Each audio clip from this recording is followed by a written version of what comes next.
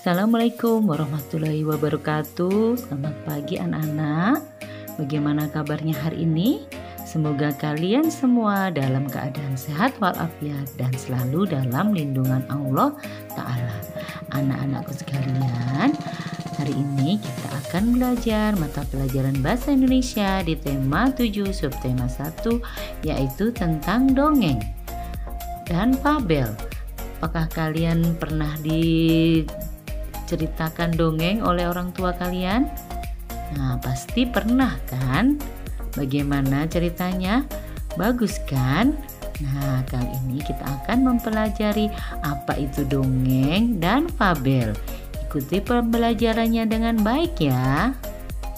Jangan lupa berdoa terlebih dulu sebelum belajar. Pengertian, ciri, jenis, dan unsur dongeng.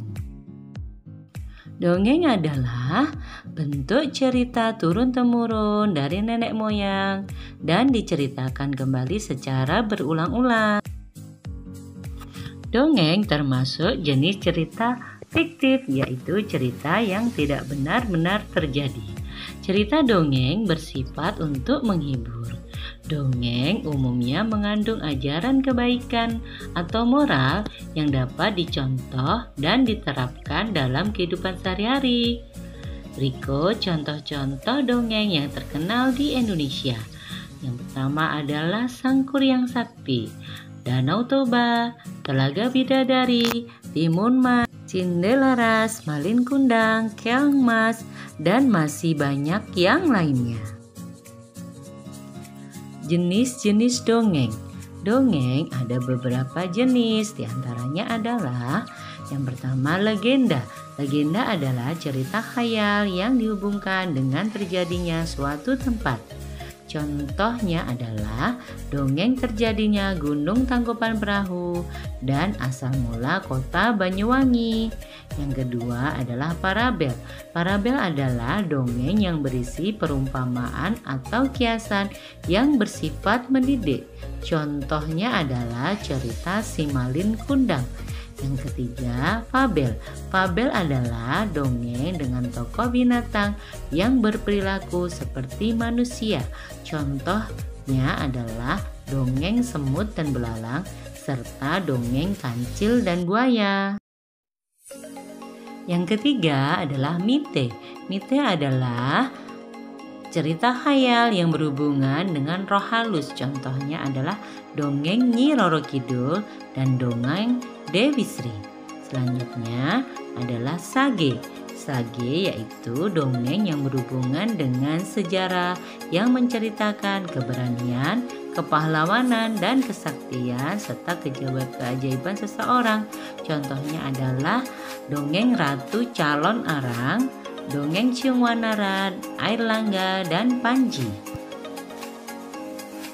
Dongeng juga memiliki ciri-ciri tertentu anak-anak. Sekarang kita pelajari ya. Ciri-ciri dongeng diantaranya adalah yang pertama, cerita dalam dongeng memiliki alur yang sangat sederhana. Yang kedua, cerita dongeng biasanya singkat dan bergerak cepat. Yang ketiga, karakter tokoh dalam cerita dongeng biasanya tidak disampaikan secara rinci.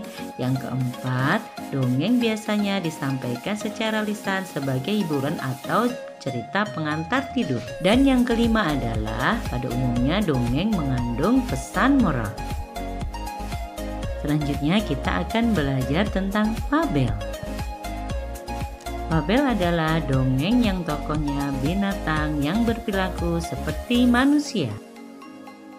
Fabel juga memiliki ciri-ciri tertentu anak-anak. Di antaranya adalah tokoh yang disajikan dalam cerita fabel adalah binatang. Yang kedua, memiliki alur maju, yaitu ceritanya berurutan dari awal hingga akhir. Yang ketiga, watak-watak yang ditampilkan dalam cerita memiliki karakter yang baik dan buruk. Keempat, menyajikan rangkaian cerita atau peristiwa yang menunjukkan sebab akibat. Kelima, latar dalam sebuah cerita fabel menggunakan latar alam seperti hutan, gurun, sungai, dan lain-lain. Yang keenam, ceritanya singkat dan cepat. Yang ketujuh, alurnya atau jalan ceritanya dibuat sederhana sehingga mudah dipahami. Karakter tokoh pada cerita fabel. Karakter tokoh pada cerita fabel dibagi menjadi dua jenis anak-anak, yaitu yang pertama karakter antagonis, digambar sebagai pihak jahat seperti suka menipu, licik, suka menang sendiri, dan sombong. Karakter yang kedua adalah karakter protagonis, biasanya pintar, senang berteman, suka membantu, sopan, dan jujur. Berikut contoh-contoh cerita fabel.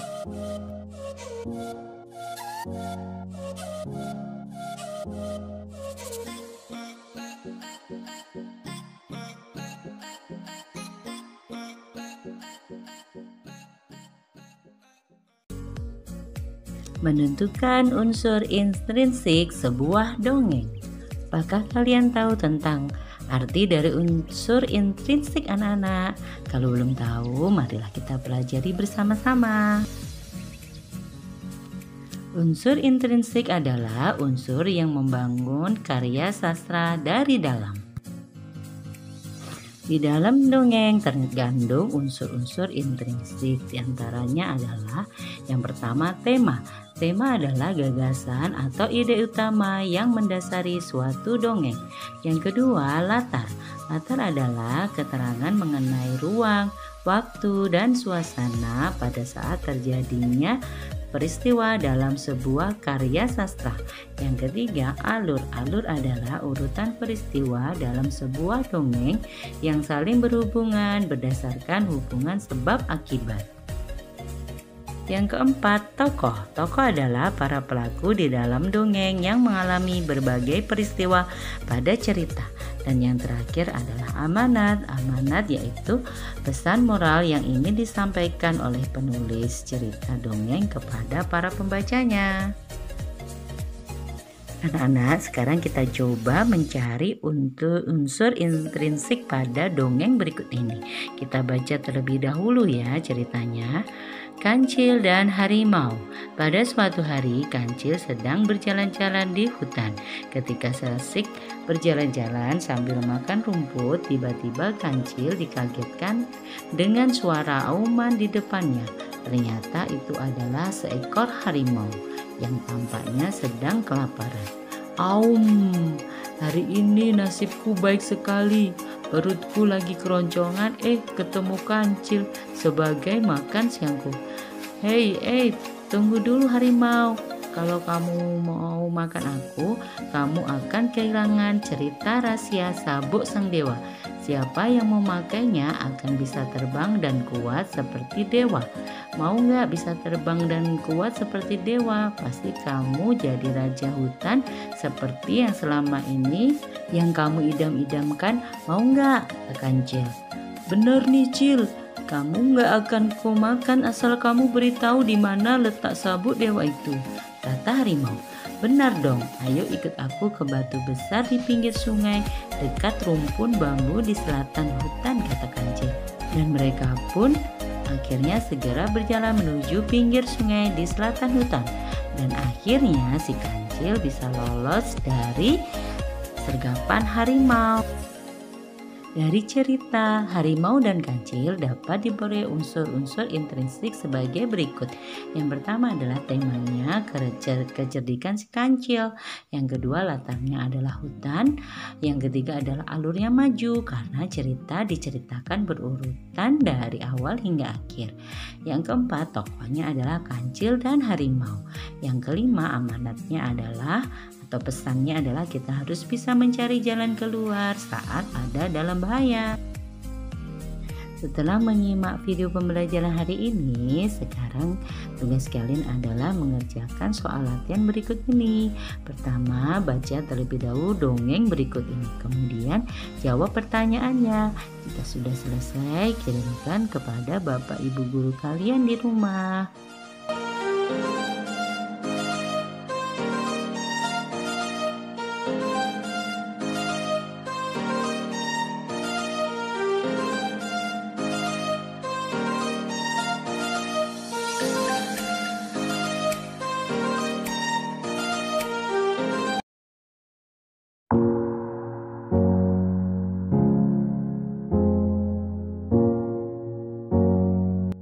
anak-anakku sekalian, sekarang sudah paham kan tentang dongeng dan fabel?